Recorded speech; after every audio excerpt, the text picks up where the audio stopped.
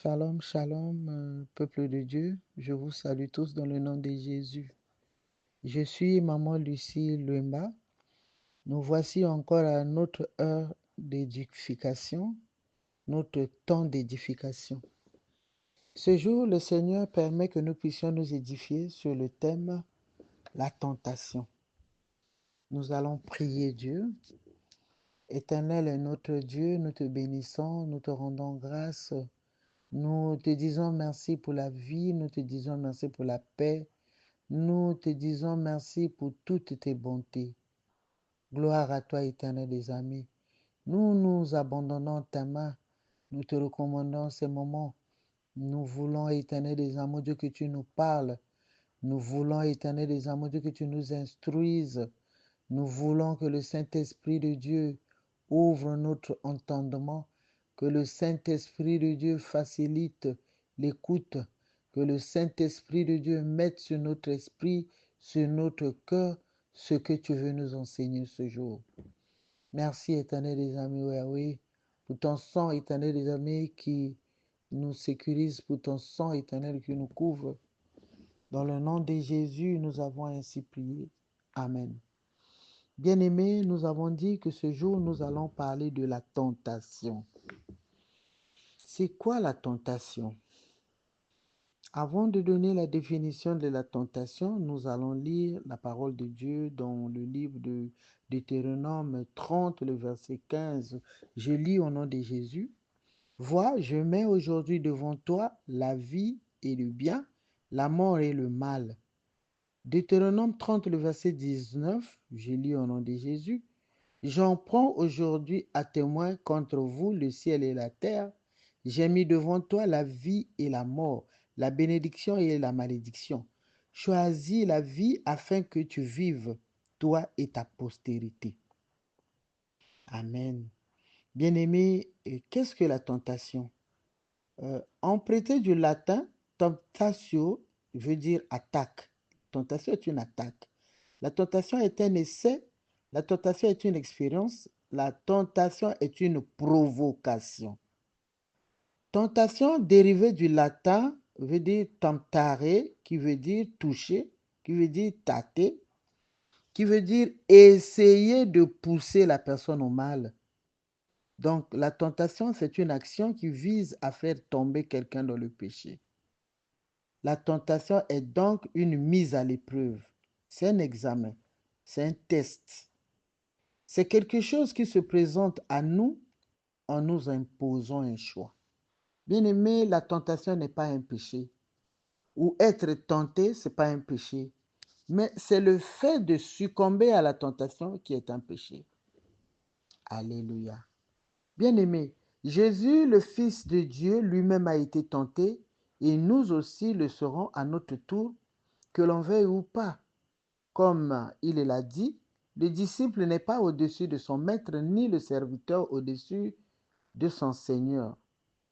Bien-aimé, s'il y a une tentation, c'est qu'il y a un tentateur.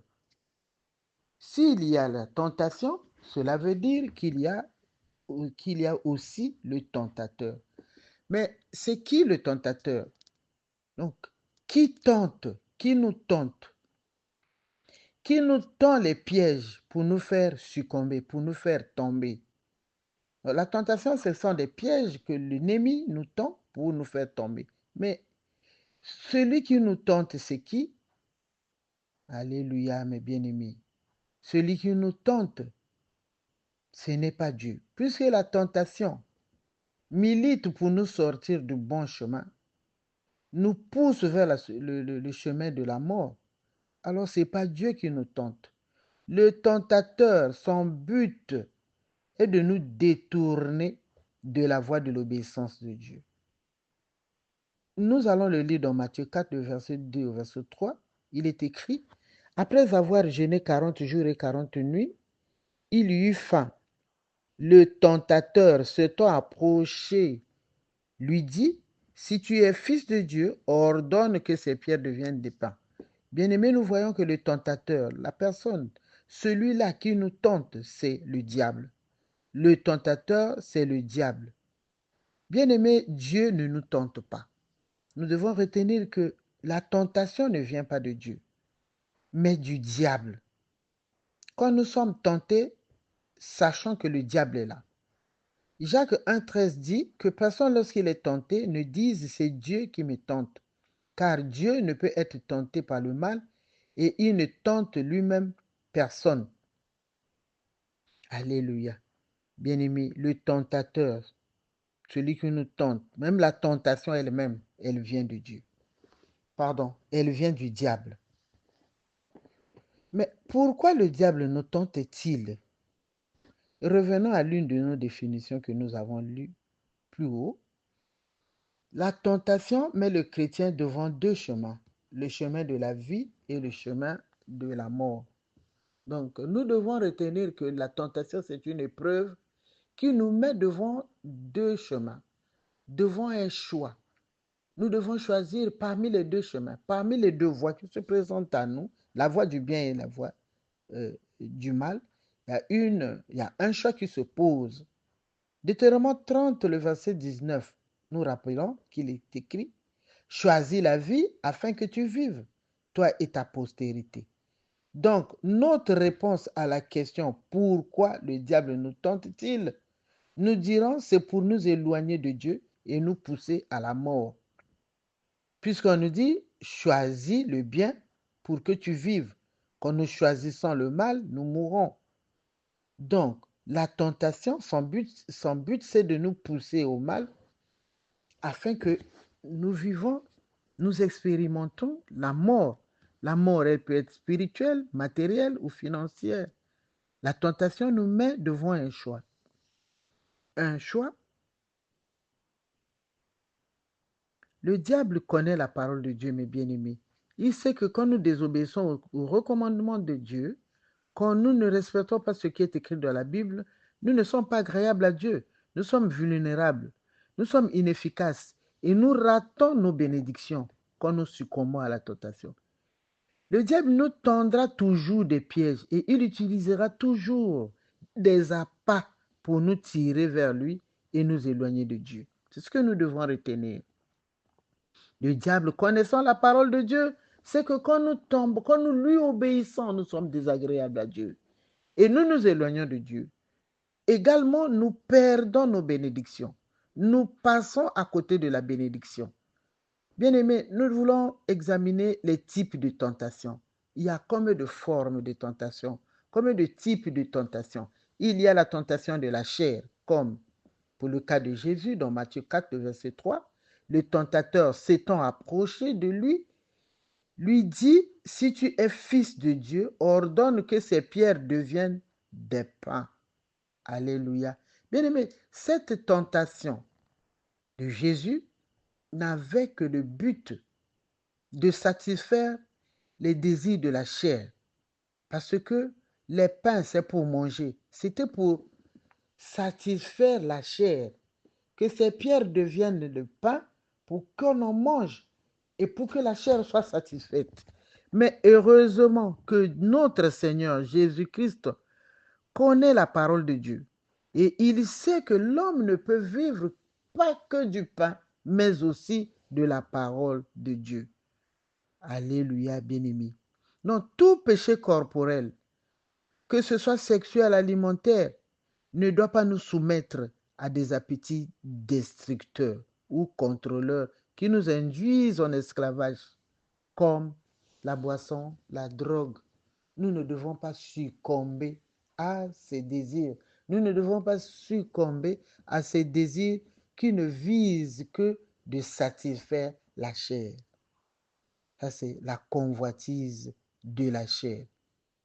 Le deuxième type de convoitise ou deuxième type de tentation, c'est la tentation de l'orgueil. Matthieu 4, 5 à 7, le diable le transporta dans la ville sainte, le plaça sur le haut du temple et lui dit, si tu es fils de Dieu, jette-toi en bas, car il est écrit, il ordonnera des ordres. Il lui donnera des ordres à ses anges à ton sujet et ils te porteront sur les mains de peur que ton pied ne heurte contre une pierre. Jésus savait que cela était vrai. C'était la parole de Dieu. À cela, nous devons retenir, mes bien-aimés, que le diable connaît la parole de Dieu. Il sait aussi qu'il est écrit que il enverra ses anges afin qu'ils puissent nous porter dans ses bras. Mais Jésus-Christ, connaissant la parole de Dieu lui également, n'avait pas succombé à cette tentation. Jésus savait que cela était vrai, mais il n'avait pas besoin de le prouver au monde. Il n'avait pas besoin de se faire voir. Il n'avait pas besoin de se faire applaudir. C'est tout ce que nous faisons dans l'optique de montrer aux hommes qui nous sommes. Donc, la convoitise de l'orgueil. Il fallait seulement montrer aux hommes, alors que lui-même, Jésus savait, Dieu également savait. Et Jésus lui-même savait aussi qu'il avait ce pouvoir-là. Jésus lui-même savait qu'en cas de Dieu enverrait ses anges pour le porter. Et Jésus savait que cela était écrit, mais il n'avait pas besoin de le prouver. Nous n'avons pas besoin de prouver aux hommes qui nous sommes. Nous n'avons pas besoin de prouver aux hommes quelle est notre valeur, qu'est-ce que nous sommes capables de faire. Alléluia, mes bien-aimés. La troisième convoitise, c'est la convoitise des yeux.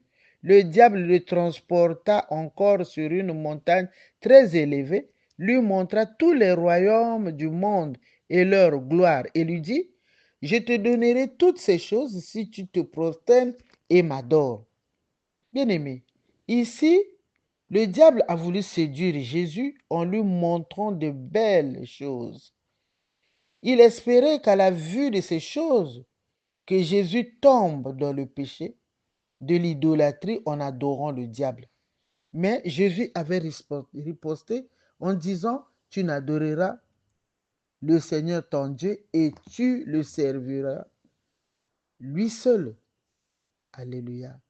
C'est en montrant à Jésus-Christ toute la beauté de ses royaumes et toute cette gloire. Le diable pensant séduire Jésus, séduire son Seigneur.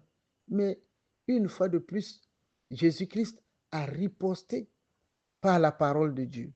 Il n'a pas été séduit, il ne s'est pas laissé emporter par la convoitise des yeux. Et c'est ce qui nous arrive souvent. Nous sommes souvent attirés par le beau, par ce beau vêtement, cette belle voiture, cette belle ville. Alléluia, mes bien-aimés. Donc, nous devons faire attention à la convoitise des yeux, la convoitise de la chair, la convoitise de l'orgueil. Pourquoi vaincre la tentation? Puisqu'il est dit que nous sommes devant deux chemins, c'est à nous de faire le choix. Mais notre choix, nous l'avons dit plus haut, c'est de vaincre la tentation, c'est de ne pas succomber dans la tentation. Mais pourquoi? Nous devons toujours vaincre la tentation, mes bien-aimés, car nous savons que la tentation a un seul but, c'est de nous pousser à désobéir à Dieu et de manquer notre bénédiction. C'est ce que nous devons retenir. Rappelons aussi que la tentation est un test, hein? C'est une épreuve, comme nous l'avions dit. La tentation est une épreuve, la tentation étant une épreuve, sortir victorieux de la tentation nous propulse vers l'élévation. Donc, comme c'est un test, c'est un examen, nous tous nous savons que quand tu réussis un examen, alors, après cet examen, après cette réussite, nous passons à une étape supérieure. Nous allons en classe supérieure quand il s'agit des études. La tentation est un examen. Nous passons à un échelon supérieur, que ce soit spirituellement, matériellement ou financièrement. Nous passons à autre chose. Nous passons à une autre dimension. Par contre, quand nous succombons à la tentation, nous dégringolons, nous coulons, nous perdons les points et nous ne sommes pas qualifiés pour la bénédiction ou l'élévation. C'est un test. Quand nous échouons à ce test-là, alors nous perdons les points. Mais quand nous réussissons ce texte, nous allons au-delà. Nous allons à l'échelon supérieur, mes bien-aimés.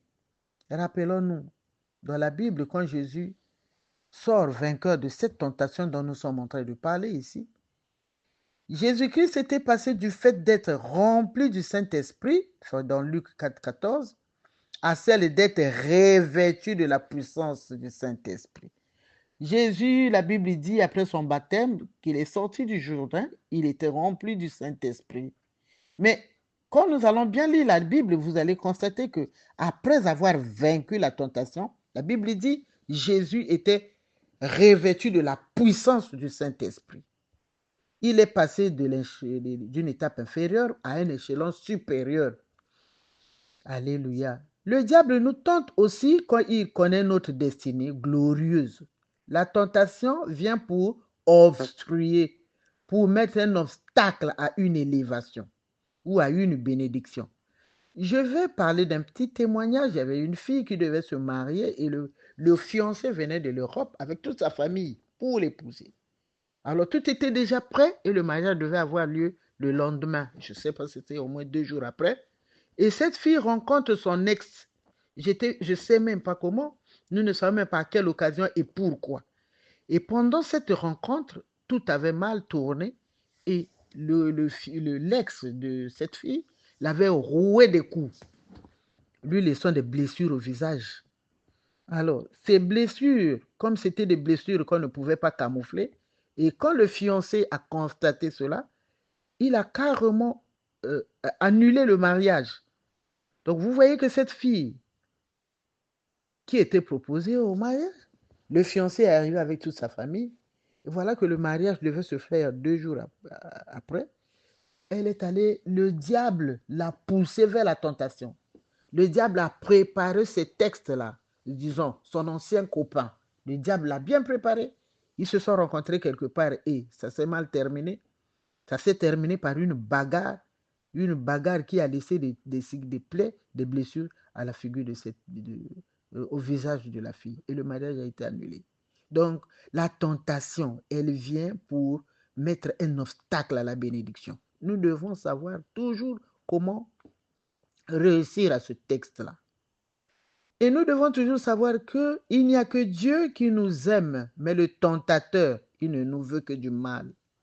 Rappelons-nous, Adam et Ève étaient des privilégiés de Dieu dans le jardin d'Éden, mais devant l'épreuve de manger le fruit ou de ne pas manger, de manger la pomme ou de ne pas manger, devant la tentation, l'épreuve d'obéir au serpent ou d'obéir à la parole, aux recommandations de Dieu, Adam et Ève ont succombé à cette tentation.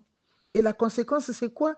Ils ont fait rentrer la mort. Voilà pourquoi il est écrit dans Deutéronome 30 que tu choisis la vie, choisis le bien et tu as la vie. Tu choisis le mal et tu as la mort.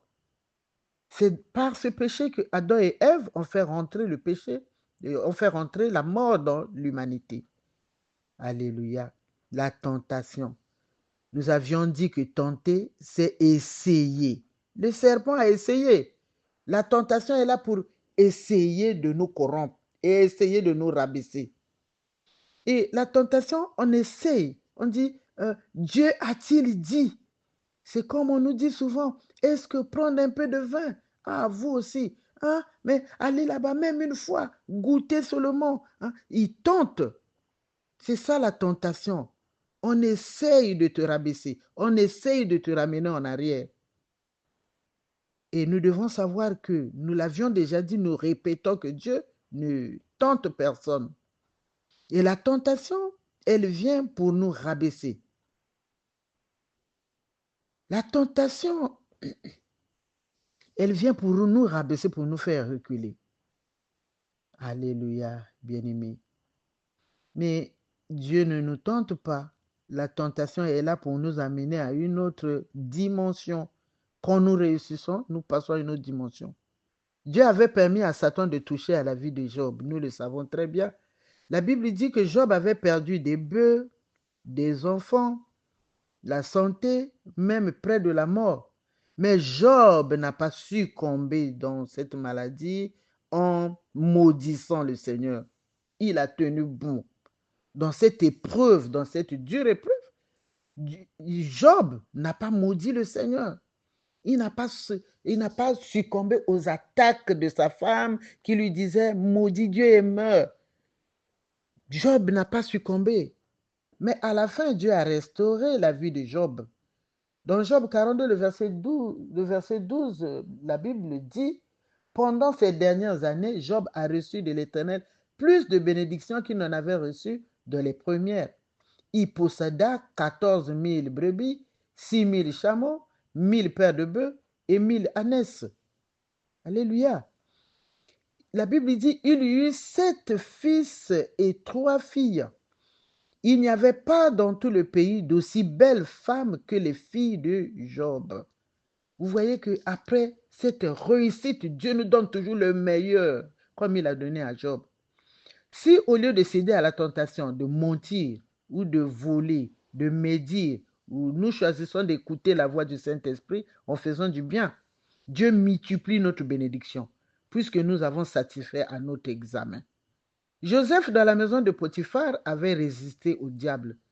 Et au finish, il était devenu l'homme le plus écouté de l'Égypte, l'homme le plus puissant de l'Égypte.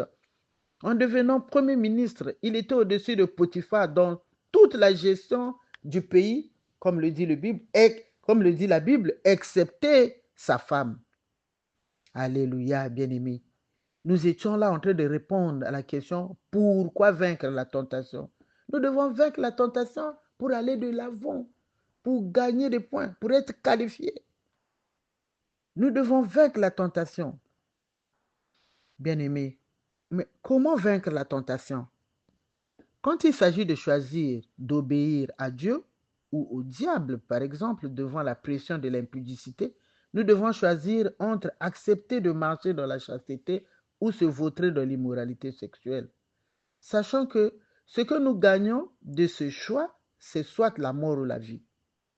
Deutéronome dit, j'ai mis devant toi la vie et la mort, la malédiction et la bénédiction. Choisis la vie afin que tu vives, toi et ta postérité.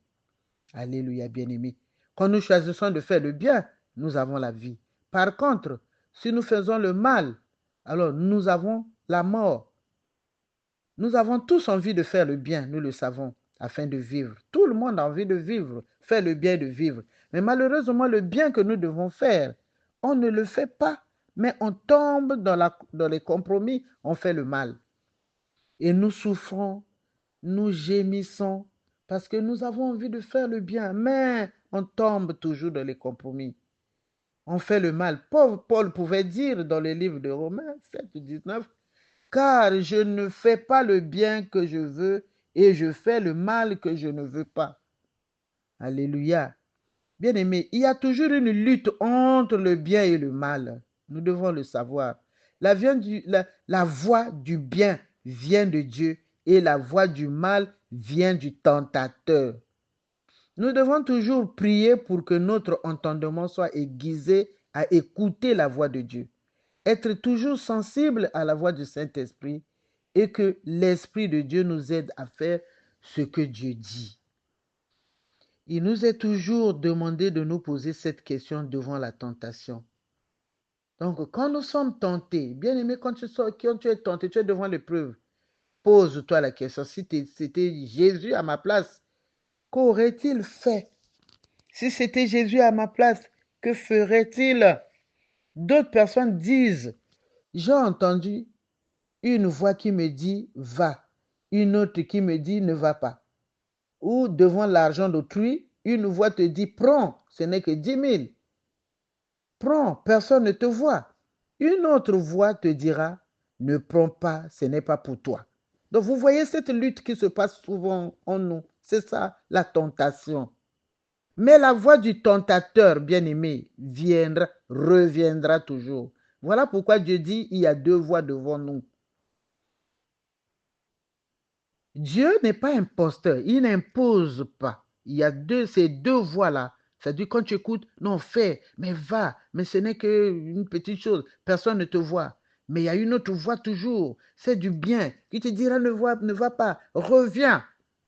Cela veut dire que chaque fois que nous faisons le mal, c'est nous qui l'avons choisi. Quand nous tombons et nous préférons faire le mal, c'est notre choix. C'est notre responsabilité. Mais nous allons donner quelques pistes de solutions pour vaincre la tentation, pour savoir comment choisir de faire le bien au lieu de faire le mal. Premièrement, nous devons savoir qu'il faut être rempli de la parole de Dieu et la déclarer. L'exemple de Jésus. Jésus, après s'être rempli de la puissance par la prière et le jeûne, lorsque Jésus se retrouve face à la tentation, Quand le diable lui propose d'ordonner que les pierres deviennent du pain, il déclare, il est écrit, l'homme ne vivra pas de pain seulement, mais de toute parole qui sort de la bouche de Dieu. Jésus a déclaré la parole de Dieu jusqu'à ce que le diable l'a lâché prise et l'a laissé tranquille. Bien-aimés, opposons à la tentation la parole de Dieu. Chaque fois qu'on est tenté, rappelez-vous que dit Dieu, que dit la parole de Dieu à ce sujet. C'est pour cela que nous devons lire et méditer afin de la connaître et repousser le tentateur par l'épée de la parole de Dieu. Car Jésus lui-même l'a fait. C'est avec la parole de Dieu que nous devons résister au diable. Deuxièmement, qu'est-ce qu'il faut faire pour choisir le bien et ne pas tomber dans la tentation? Il faut s'éloigner de tout ce qui nourrit la tentation. Marc 9, 47 dit, si ton œil est pour toi une occasion de chute, arrache-le. Mieux vaut pour toi entrer dans le royaume de Dieu n'ayant qu'un œil que d'avoir deux yeux et d'être jeté dans la géhenne. Toute fréquentation, toute relation, toute activité, lieu qui constitue une source de tentation, doit être proscrit. Écrire à son ex, par exemple, s'envoyer des photos à son ex, par exemple, prendre un pot, ce sont des sources de tentation. Ce sont des choses qui nourrissent la tentation. Vous voyez l'exemple de cette fille qui devait se marier et à l'occasion de rien se retrouve avec son ancien copain. Vous voyez quelqu'un qui revient de l'Europe avec sa famille. Ce que je vous dis là, c'est une histoire vraie. Qui revient de l'Europe avec sa famille pour venir l'épouser. Et à l'occasion de rien, elle se retrouve avec son copain. C'est une source de tentation. Ce sont des choses auxquelles il faut s'éloigner. Il faut s'éloigner de tout ce qui nourrit la tentation. La Bible dit, nous étions autrefois ténèbres et maintenant nous sommes lumière dans le Seigneur, marchant comme les enfants de lumière. On voit des chrétiens exercer en qualité de serveuses dans des bars, des boîtes de nuit. Ce sont des lieux de forte tentation. Comment un enfant de Dieu, nous à qui on dit il faut marcher dans la sainteté, la chasteté, nous à qui on dit il faut fuir l'impudicité, mais nous servons dans des bars, les lieux de forte tentation. Nous devons fuir. Nous devons nous éloigner de ces lieux. Bien-aimés, la Bible dit il faut fuir l'impudicité. Joseph dans la Bible, tenté par la femme de Potiphar, la Bible dit que Joseph avait fui, laissant derrière lui sa chemise. Mais toi, tu tournes autour. Tu viens une fois, on te voit dans un coin, et une deuxième fois assis quelque part, en disant je suis chrétienne, moi je ne fais pas ceci, moi je ne fais pas cela. Tu le dis de ta bouche, mais que fais-tu là? Que fais-tu là? Il faut fuir, on ne blague pas avec. Ce ne sont pas des choses auxquelles on peut résister ou combattre. On ne combat pas la tentation, mais on fuit, la Bible dit. On s'en éloigne. La troisième chose qu'on peut faire pour vaincre la tentation, c'est la communion fraternelle. Combattre seul le diable, humainement parlant, bien aimé, c'est difficile. Il faut aimer la compagnie des enfants de Dieu, la compagnie des chrétiens, car la corde à trois fils ne se rompt point. Et en compagnie des enfants de Dieu, il y a une couverture spirituelle. Il y a une protection. Nous devons le savoir. Et quatrièmement, quelle est l'autre piste pour vaincre la tentation? C'est la prière. La Bible dit, veillez et priez afin que vous ne tombez pas dans la tentation. L'esprit est disposé, mais la chair est faible. Nous devons prier pour vaincre la tentation. Pour qu'on ne tombe pas dans la tentation, nous devons prier. La Bible dit, la prière nous permet de ne pas tomber dans la tentation. Nous devons prier, mes bien-aimés. La prière est une arme pour se prémunir des mauvais comportements, des attaques du diable. Autre chose qu'on peut faire, c'est passer du temps en présence de Dieu pour résister aux pièges du diable. Vous allez remarquer que plus nous passons du temps avec une personne et plus nous commençons à lui ressembler. Alors, quand nous passons plus de temps dans la présence de Dieu, nous commençons à ressembler au Seigneur. Alléluia. Est-ce que la tentation est au-delà de nos forces? Non. Dieu ne permet pas que nous soyons tentés au-delà de nos forces, dit la Bible dans 1 Corinthiens, le verset 10, le chapitre 10, verset 13. Il est écrit, « Aucune tentation ne vous est survenue qui n'ait été humaine. Et Dieu, qui est fidèle, ne permettra pas que vous soyez tentés au-delà de vos forces. Mais avec la tentation, il préparera aussi le moyen d'en sortir afin que vous puissiez la supporter. » Donc, la tentation est supportable. Elle n'est pas au-delà de nos forces. Dieu dit, la Bible dit que la tentation n'est pas au-delà de nos forces. Donc, si nous tombons dans la tentation, c'est que c'est nous-mêmes qui l'avons voulu. Mais si nous nous remettons à Dieu, la Bible dit, il préparera pour nous le moyen de s'en sortir. Vaincre la tentation est la preuve que nous grandissons avec Christ. Lors d'un entretien d'embauche, après plusieurs années de chômage, si le tentateur te dit « couche avec moi simplement pour que je te donne ce poste », ta réponse te permettra de comprendre quel niveau tu as atteint avec Christ. Restons fermes dans la tentation, car elle est supportable.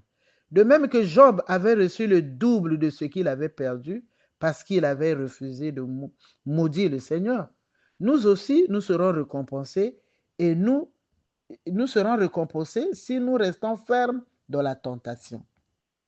Alléluia. Que le Seigneur bénisse sa parole.